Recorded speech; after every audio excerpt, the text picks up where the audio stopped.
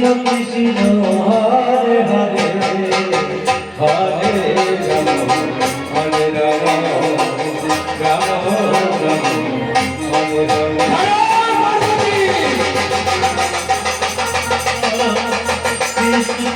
তুমি এই ঘোর বসে তুমি কোথায় চলেছ?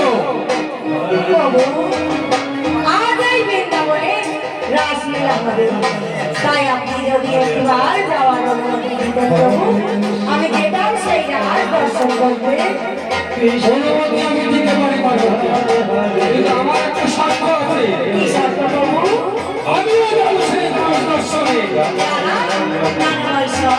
সেখানে যে পুরুষ প্রবেশ নিষেধ, তাই বলছি আমাকে একবার যাওয়ার অনুমতি দিন, আমি যাবো সেই রাস দর্শনে।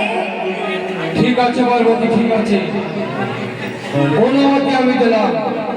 যাও যাও, সে তুমি রাজ দর্শনে। বেশ প্রভু। হরে কৃষ্ণ কৃষ্ণ কৃষ্ণ হরে হরে হরে রাম হরে রাম রাম রাম হরে হরে হরে কৃষ্ণ হরে কৃষ্ণ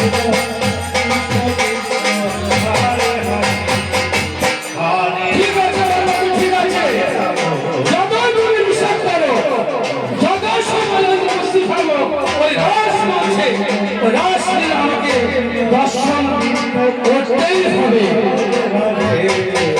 হরে রাম হরে রাম রাম রাম হরে হরে হরে কৃষ্ণ